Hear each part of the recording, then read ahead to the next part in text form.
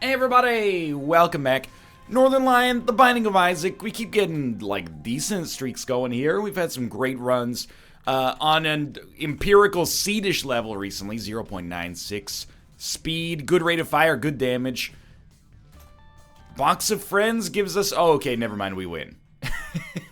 It's a really good starting item. I was like, oh, hey, let's start the Isaac episode. I'm going to build some tension. I'm going to build a moment. Will he or won't he win? I don't know. Oh, there's Death's Touch in the first item room. So, I mean, that compromises our rate of fire, but apart from that, it's extremely worth it. I mean, in a way, it almost... I'm not going to say it isn't, because the piercing shot is sort of an intangible that helps us out an enormous deal as well. But we had 33% decreased rate of fire. Is this an XL? No, it's just a large floor. And we basically got 33% increased damage. So we're shooting a third more slowly. This is a weird way to phrase this, but we're shooting a third more slowly, but we're doing a third or maybe slightly more than a third more damage. But I think it's because, like, a tears down is like... it's a relative quantity, and I know, oh, please, don't stop talking about relative quantities, I'm almost there. But no, what I mean is, like, the first tier's downgrade always seems to be, like, disproportionately large, and the first tier's upgrade always seems to be disproportionately large. So, you're not gonna believe me, I was gonna predict that was gonna take us to 8. Anyway, but I'm just, like, the one from Spawn, when you get the first tier's upgrade and or downgrade, it always seems to take you to, like, almost mid-double digits. But anyway, we're completely set. We got a Spirit Art, we got a chance at an arcade on this floor. We got piercing shots with Death's Touch. This is Balls of Steel. Told you, paralysis. Did I say Balls of Steel? Because in my head I said paralysis. Yeah, this is just like a 10 out of 10 actual start. Bursting Sack. Embarrassingly, still don't totally know what this item does. I know that occasionally gives you some spiders. I always get it confused with the spider bombs, but spider bombs, they explode into spiders, mom. It's not a phase, I swear to you. I'll still be emo in 2022. Look out, they are the spider bombs. That was a genuine voice crack. Maybe I'm going through second puberty. I don't know, dude, like... Sometimes I don't feel like I'm actually going through puberty again, but sometimes I feel like I'm going through, like, hormonal changes that are similar to puberty. Like, I feel like I started shaving when I was 13. A little on the early side. Not like 2 orders of magnitude early, but a little on the early side. And I was like for a long time, I was like a once a week sort of electric razor guy. For like the last 7 or 8 years, I've been a once a week use the electric razor. And it keeps me, like, at the end of it, I get a little beardy, but, you know, for the most part, I just got, like, stubble, and then the stubble gets longer, and then I'm like, it's getting a little itchy, I should, you know, sort it out. I think I might have to move to a 2 times a week shave.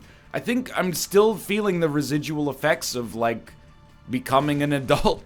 It's like, right now, like, I shaved yesterday. And I didn't shave, I used the electric razor, I should say. So it always leaves you with, like, a little bit of stubble. And then today, I have stubble still, but it's, like, movable stubble. I'm not saying you could style it, but there's, like, I can feel the hair, like, bend when I rub my hand on it. It means tomorrow, I'm gonna have, like, an actual pseudo-beard. Like, I'm gonna look like I could be an MMA fighter, at least from a follicular standpoint. I'm not really willing to go for broke on that one. And that means in 4 days, I'm gonna start to be like, you know, when the hair starts to get, like, weirdly curly at the jawline, I'm gonna be like, alright, guess it's time to shave again. I don't want to be a 2 times a week shaver. I'm not... Oh, it's pretty good. Especially considering we can't do anything with this anyway. With the box of friends it is. We can get 2 farting babies. Sorry, I don't want to misrepresent farting baby. Check it out. Check it out! Pretty solid. I'm not complaining about my lot in life, you know. Like, whenever you complain about... yeah, let's just crank on. Oh, dude, Razor Blade had extremely disproportionately good payouts for us here. Whenever you complain, you know, as a dude, you're like, oh, I've got to shave my face once a week. Well, a lot of like men shave their face once a day, which is crazy to me. That's like some actual, I don't know if you know this, but like when I grew up, the era that I grew up in, men were clean shaven. The ideal appearance for virility was like Justin Timberlake. It was like a baby-faced, like, teenager, basically. So as a 13-year-old, where people are like, chest hair, ooh, well, I mean, they still probably are like that, because that's too young. But yeah, it's like a 17-year-old, people are like, chest hair, ooh. You're like, oh yeah, chest hair, ooh. Meanwhile, take my shirt off, looks like Robin Williams' elbows, you know? The thing is, we're so lucky. If you're a hairy dude and you're growing up in this era, you don't understand. Beards, maybe like, again, 7 or 8 years ago, inexplicably became sort of in vogue. And it'll pass. I know you're looking at these photos of yourself right now in, like, you know, plaid clothes. You got a full tattoo arm sleeve, a beanie, and thick-rimmed glasses. It's not me insulting you. I am in that camp as well, minus the tattoos. And the well-coiffed beard. But either way, you're gonna look back on those photos the same way you look back on photos of, like, your parents in the 1980s. They thought they looked good. Your mom met your dad at a party and said, I want his DNA. To make you! And that's the beautiful part about it. But anyway, yeah, it's not gonna last forever, and I am not looking forward to the day when clean-shavenness becomes the number one, and if you're clean shaven and you can't grow facial hair, this is just how you, oh, I meant to hit spacebar there, actually. Like, you might be growing up in this era and you can't grow a mustache. First off, you're the luckiest person in the world, you just don't realize it yet, because, you know, that means nothing for you. It means you can't grow facial hair. Big deal, you know? I'm not trying to insult you, but if you're a clean-shaven person, or a follicularly challenged person, in an era where beards are in vogue, it's only bad because you don't have the option to make the stylistic choice you want. If you're a hairy person, when, you know, having a face as smooth as a baby's bottom is in vogue, you gotta shave every 45 minutes. It adds a lot of overhead to your work week, is all I'm saying. So, the other thing I'm trying to say to you is don't sweat it, because you're gonna, one day, you will reap the benefit of your hormonal nature. I promise you this. Because I already paid the price. I paid the price as a teenager, and now I'm reaping the benefits as a young adult. But, yeah, one day the beards, you're going to say, no, they're not. It's a timeless look. Not true. Trust me. It's going to go out of fashion, and we're all going to be sons of bitches, basically. I'm not looking forward to it, because, you know, trends change, but you know what stays the same? Convenience. And being able to justify some stubble is really, really convenient. It's nice. I can't deny it. We got so much time here that I'm like, absolutely, I'm gonna come do this room. We do have an extra, why do we have an extra devil chance? Did I blow something up? I must have blown something up. Or no, wait, Black Candle is just like a raw chance increase, I think. But yeah, you know, those are trends. Trends come and go. We've been in this, like, pseudo-hipster thing for a while, and honestly, I'm relatively for it. And I say that because, A, I'm bald. I have a hairstyle that is somewhat associated with, you know, at least trendiness right now. It's like a bold choice, but really it's just because I have male pattern baldness, so I benefit. I've got terrible eyes, I wear thick glasses, those are sort of in. So, weirdly enough, I've kind of like Mr. Magoo backflipped into like being sort of trendy, even though I still dress like I'm 14 years old most of the time. Clean up nice sometimes, though. But that's gonna change, dude. I have these nightmares that, like, you know, I'm gonna wake up and K-pop style is gonna have taken over the planet. And that's like, you know, compared to the average Korean boy band member, I've probably got like 60 pounds on them. Can't grow any hair except in places that they don't have any hair themselves. I don't look good with a tucked in shirt. I don't look good with the, you know, the Dame Edna glasses. I got a long way to go if I'm gonna hit standards of male beauty in that. But, you know, maybe at that point I'll be full on dad build, so it'll be, I shouldn't worry about it that much. Because you know what's a timeless look for men? Is having the backpack on the front, like over your chest and stomach, and then having a cute little infant in the front of it. People go, oh, don't bother him. He's a dad. He's doing dad stuff. Okay, so we're just gonna take this, get the heck out of Dodge. BFF would be nice. This run is still very, very good. I mean, obviously, still very, very good. I don't think... No, it's our first Beelzebub enabler, I think. I also don't really care about playing an arcade anymore, but that'll change if I get some HP on this floor, I think. I mean, I could play the Blood Bank right now, but I sort of... I like the idea that we could use this for Razor Blade as well. Speaking of which, the Razor Blade is actually, like, the best pickup that we've had on this run. First off, it's actually useful, whereas Box of Friends was basically not, at least at the present moment. Or at the time, but also at the present moment. Beyond that, it also allowed us to open up that... This room is new and scary. It allowed me to open up the Mimic, which I thought gave me something good, if I remember correctly. We can at least play this once. Sure. You know what? I'll play it a little bit because it might be nice to get BFF. But beyond that, it also allowed us to get Sack of Sacks, which will have a subtle but important impact over the course of the run. Like, it really helps out a great deal. It's just the sort of thing where you don't pick something up and then go, oh, thanks, Sack of Sacks. You go, oh, my luck is very good right now, instead.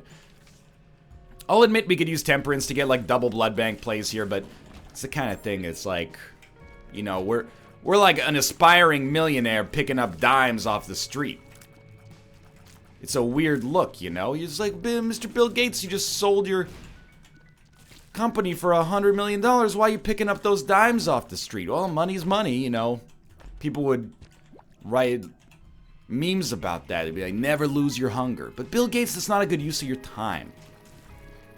You're picking up dimes. I mean, this now sounds like I'm doing a hip-hop lyric, but your work is picking up dimes too, except instead of dimes, it's like $10,000 bills.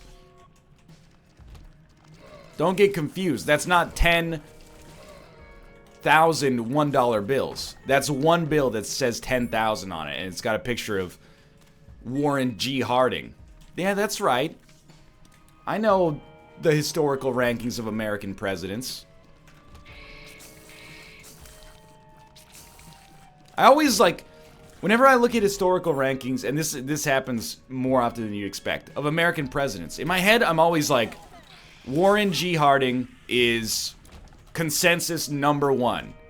He's the worst president in U.S. history. Well, what did he do? You know, he was like crony-like with his business owner friends, and then, don't worry, this isn't the current events. He was crony-like with his business owner friends, and then, like, he was pretty much useless and it didn't really accomplish anything, and then he left a bad legacy. And I'm like, how could you get worse than that? And then you're like, oh, James Buchanan basically started the American Civil War, or laid the foundation for it, and then went, you take care of this, and passed it off to Abraham Lincoln. It's like, actually... What isn't quite like a you fire me? No, I quit and I'm gonna mess things up before I leave sort of moment, but it's sort of close, you know. I'll tell you what, we might as well Temperance here a little bit. A little scary, but 15 cents is good. I'm not gonna get BFF though. I think I'd rather just save it and buy something a little bit more virile in the future. It's like being Neville Chamberlain, right? Like, I wasn't alive, obviously, at the genesis of the Second World War, but you know that your legacy is messed up as a politician, fairly or otherwise, and admittedly, I don't have enough of a grasp of the situation to say either way with nuance, or with confidence, I guess, but, you know, he will always, for the rest of history that cares about this era, he's gonna be the guy who was like, yeah, okay, you go for it. But nothing else, okay? Like, James Buchanan apparently sort of falls in the same camp, although I got no idea. Anyway, one second, we got a message here. Oh, yes, I'm aware, yeah. It's Nick saying he's not gonna be on the show today because he has to pick up his girlfriend at the airport. That's, you know, you're too kind. You don't have to be apologetic about that. Things come up. Actually, could you tell Aer Lingus to delay the flight a little bit? We got a show to run here. I have nothing against Ireland, and this is an easy joke. I don't feel good about making it. It's a hack joke. But really, like, I could see calling it Aer Lingus like 100 years ago, even though the word, I'm sure, still had the same connotations. But in today's era, you can't be calling your airline Aer Lingus. I almost don't care how, like, oh, it's got traditional Gaelic meaning or something like that. I mean, that's cool, okay? Or sorry, wait. I'm not trying to be insulting at all here. Is Gaelic Irish? Is that the one? Because I thought there was like another. There's also Celtic, but I don't know, Celtic might be a tradition as opposed to a language. I think it's Gaelic anyway. If it's a traditional Gaelic word, then that's cool, okay? I'm not telling you can't have the word. But like, you know, if in my language fellatio meant love, well, that's the universal language of biology. If in my language fellatio meant like progress, and I was like, it's air fillate, you know, I would expect people to be like, you can respect your own cultural traditions, but your airline has a silly name. Maybe it's working for them though, and then in the modern era, maybe Aer Lingus gets more traffic than you'd expect as a result of their name. I've never flown with Aer Lingus. I think they predominantly do Ireland to X and X to Ireland flights, and I've never been to Ireland, so I haven't had the chance. It's like Iceland Air. You ever flown Iceland Air? If you have been to Iceland, the answer is yes. If you have not been to Iceland, the answer is no, unless you caught maybe a connection that later went to Iceland that you were not going on. But anyway. You get the idea. Why never go to Ireland? Well, it's not never. It's just, I don't know. I think Ireland is a place that I would go like with my parents. And that's not to say that it's a country for people who are in their 50s. Just like, that's a vacation that you, as a native English speaker, you can take when you're older, because it's not that risky. And now it's just, we're getting into like borderline offensive. I'm not judging the country, I'm just saying, if you're going from one English-speaking country to another country that speaks English but has different customs and traditions, that's a low-risk trip, you know? You're not like, hey, I'm going to Thailand, where I might not be able to get around, although I assume that, you know, knowing the people I know who have been to Thailand, you could probably hack it out if you had to. Let me put it, it's not like going to, like, Cote d'Ivoire or something like that, you know? What are you gonna do in Ireland? We're gonna see some historical stuff, we're gonna hit the pubs, there's the Blarney Stone, okay, and then we're good. Like, that was fun. Nothing wrong with it. But as a young person who still has the slightest bit of adventurousness in my body, I like going places that are a little bit less domestic. Not quite like, I'm not the kind of guy who's like, let's go to Cambodia and ride on an elephant, or like, let's live in the Australian bush for a week, but experiencing a wildly different culture is cool. And a luxury, admittedly, but okay. Magic Mush was important. I was starting to feel like this run had stalled ever so slightly. Now we're actually, temporarily, this is really bad. Because our HP was a driving factor for us here. When our damage hasn't been 10 out of 10, it's like 8 right now. But this obviously gives us a great ability to become Guppy, and if I'm being, no! If I'm being straight up with you, I will move heaven and earth to become Guppy. Because it hasn't happened recently. I hope I'm not in the minority on that. Like, there are places that I would go with my wife that I would not go with my parents. And I think kind of like, well, not wouldn't go, but I would prefer to go with like different company. And the same kind of applies like in reverse. Because I think, like if my parents have a desire at some point to go, you know, do the UK tour, like Scotland, Ireland, possibly England as well. What about Wales? I'm going to be honest with you, and this is not meant as an insult. I come from a small country as well. I'm not sure that they know that Wales is a country. They're doing well in their lives.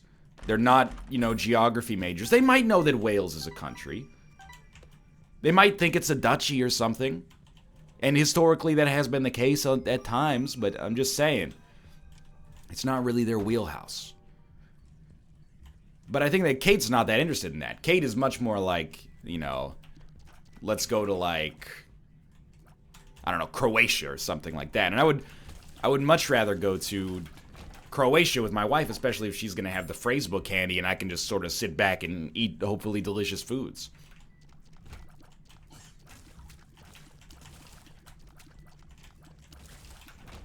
I don't know, this is a dead-end conversation. Maybe other people don't feel the same way. I guess it depends on, the kind of family you come from. It might surprise you. I come from a family that's relatively risk-averse. This is like a genuine thing that I'm about to tell you. In the whole time of my youth, like the entire time I lived with my parents, I never saw them take a vacation that was more than... Well, when I was 21, we all went to Las Vegas. We are going to give ourselves a crack at Boss Rush here. When I was 21, we went to Las Vegas, which was like a 5-hour flight from my hometown.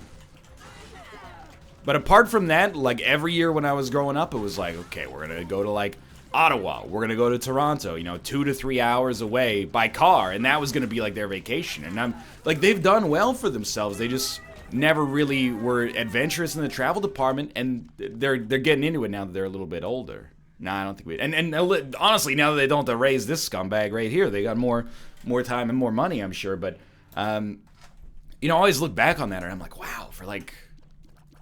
And it's a fairly common experience, I think, but like for 20 years, like, you went not that far away from our hometown. That's admirable that you put your lives aside to raise me. But I think that also there's an element of like, genetically I know them. And if I didn't have an exterior force being like, hey, let's go like somewhere exotic, I'd be like, oh, we could just stay home tonight. Why don't we just watch a movie? That's built into my DNA on a fundamental level as well. I don't know, man. What is this? I'm excited. But I think that's like fairly common. Like in my hometown, or at least, I went to a school that was very, very small. It was kind of just like a school that collected people that didn't really fit into other school districts that were nearby.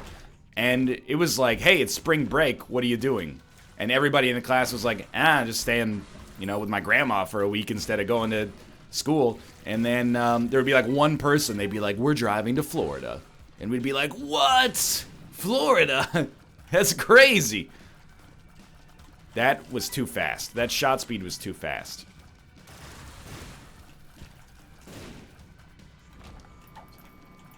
Now you're picturing like where I grew up is like that picture of the lady from the Dust Bowl in the Great Depression who's got like, sand on her lips because it's so dry, like there's no water anywhere. Anyway, that's not really what it was like. It's a more domestic... It's a domestic sort of town. There's nothing wrong with it. It's just different. But it's not different for a lot of people. It's, normal. And it was normal at the time as well. It still is normal to this day. Please stop being excited. Not you watching this video. I need you to be excited so we can, sell impressions to advertisers, basically, and also so you have a good impression of me as a person. Let's go. I don't understand why I look at this run and I go, it's kind of like not that good. Like, we're just missing one over-the-top Sylvester Stallone element here to really bring it home, I think. And obviously, like, the easy one is Guppy, which is why I'm holding the Joker card right now, hoping that if we don't get a deal with the devil, we can make this Joker card work for us. The ideal is actually that we don't get a deal with the devil. Because then we can use our Joker card on this floor. We'll have a 100% chance to get a deal with the devil on the next floor, assuming we don't take red heart damage, which actually is possible with 9 lives, that we take red heart damage and live. And then we can carry our Yera rune without worrying that we're costing ourselves a devil deal overall. Well, at this point, you might as well Joker. And we get Cambion Conception, which honestly I think is basically free right now.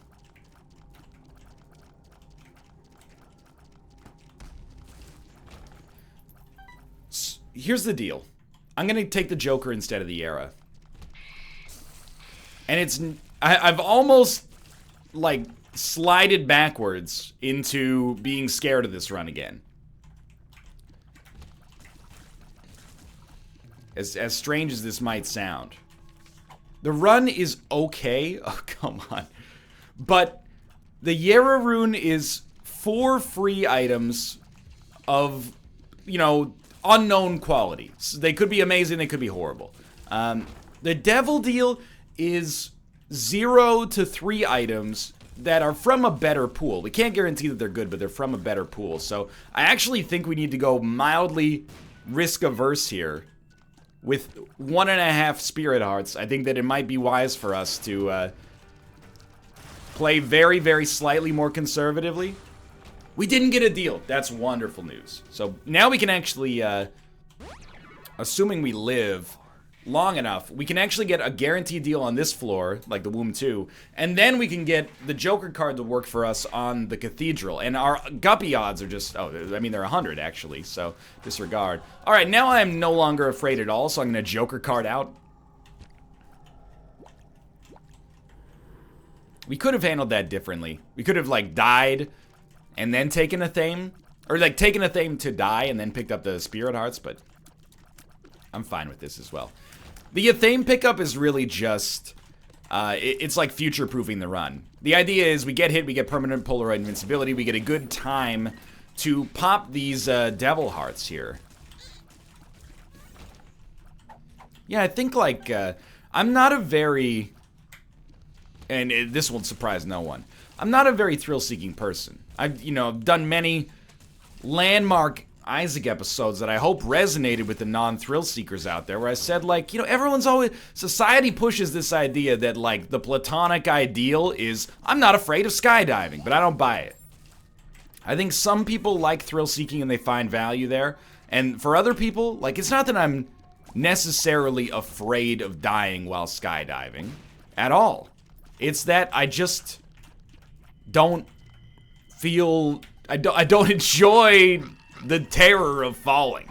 Like, even when I'm on a roller coaster, I don't have that much fun, and people roast me for it, and that's why I present it. But at the same time, like, when the roller coaster's going down the drop, I'm not like, this is fun. I'm like, oh, I have an unpleasant feeling in my body right now. I don't derive enjoyment from that, and maybe that is genuinely unusual. But I'm not trying to say we should abolish all roller coasters. My problem is, you know, Kate will be like, we should go skydiving. And I'm like, tell you what, if you think you would enjoy skydiving, you go skydiving. I'll drive you there. And then she's like, no, that wouldn't be fun. Thrill-seeking always depends on marginalizing someone who doesn't want to thrill-seek. Nobody ever wants to do it alone. If skydiving's so fun, why don't we see more solo skydivers? You know, people are like, hey, just take me up, but just like to get a couple of runs in here. Instead, you know, I gotta go and, like, have an incredibly unpleasant experience. It's like the most selfless experience somebody can do in their whole life. It's like, yeah, I'll subject my body to the abject emotional terror that it thinks it's dying if it'll make your day a little bit better. It's too much, man. I can't do it consistently. But, you know, I'm just, the other thing is, like, I'm very content. And even as a child, I was very content. Be like, hey, it's your day off. You want to do something special? I was thinking I would just read for like 600 minutes. But if you got plans and you want to, like, take me along, that'd be cool as well. You know, let's see what we got going on. Yeah, let's do it. We're still Guppy, so who cares, right? We didn't get a second transformation. We got Tiny Planet. All of our stats went down. That's Jacob's Ladder, which seems really bad with Tiny Planet. We do have a Holy Mantle, I see, as well. I say Jacob's Ladder seems bad because it only pops the, where did a Joker card go? It's just gone forever. It only pops the Jacob's Ladder electricity when the tears die. So it's going to take a million years for that to happen here, obviously. Let's try to get Bookworm going on. It's not honestly, like, not a great run on the reroll, but because we're Guppy, it's not that bad. And Holy Mantle obviously protects us nicely as well. I don't even want to take the Bible because I know that we could die. If you pop the Bible against Isaac, I think you die instantly. It's been a while since that has factored into my existence whatsoever, but, you know, something to think about.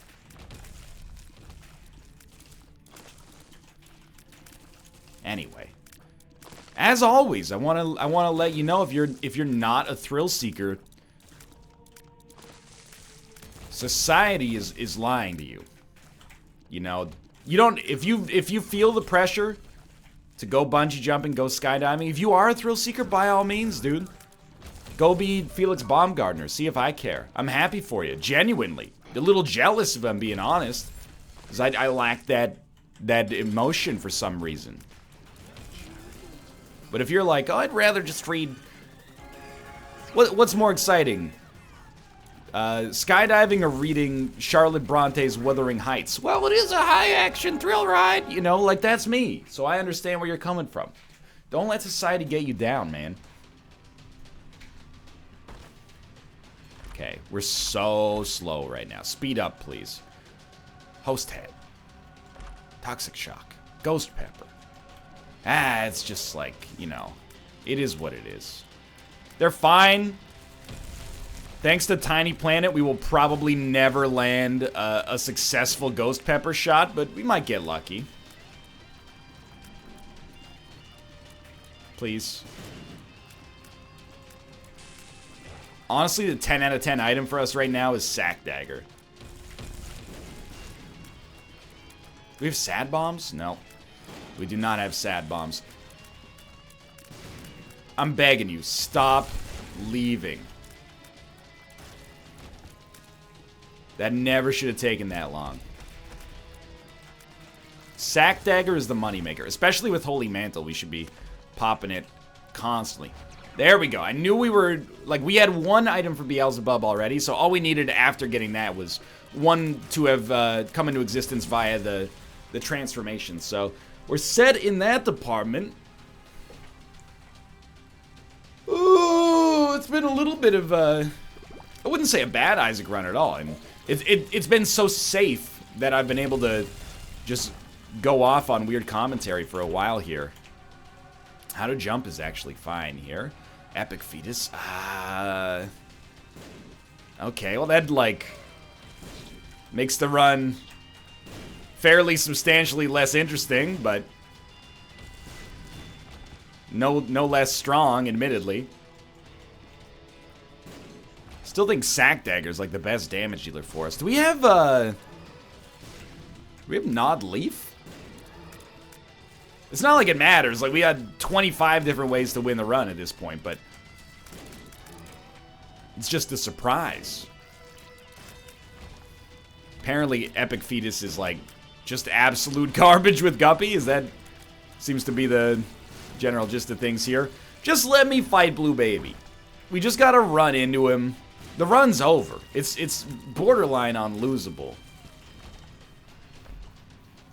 Bob's Brain, irrelevant. I'm just like, I'm dying here with this 0.76 speed, man.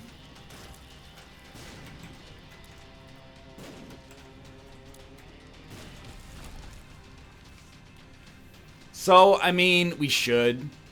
If we get another Spirit Heart, we should pop Suicide King. Because we can get, you know, it's basically like having a Yara rune that's going to cost us a lot of HP and possibly ruin our runs. So, as far as I'm concerned, that's a win-win.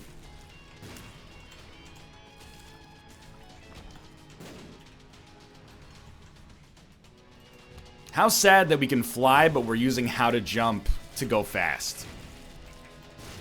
It's an embarrassment. Alright. So we Suicide Kinged. Because there's a Spirit Heart. We got Mom's Knife? What the heck is going on with these? Okay, that's pretty cool, admittedly, but what a strange series of combinations. Still, Mom's Knife has saved us from boredom to some extent. Although we are about to finish this run regardless. Oh my god. 0.46 speed. So I'm trying to land the shots so that Mom's knife just cuts him up. Which means we don't want a direct hit. We want to just slightly be off center. Anyway, we're going to get the win here. I will not do Delirium even if they offer it, because 0.46 speed is an act of war. For now, thanks for watching. I hope you enjoyed the episode. If you did, click the like button. Helps out a great deal. Of course, subscribe if you want to see more in the future. For now, thanks for watching, and I'll see you next time.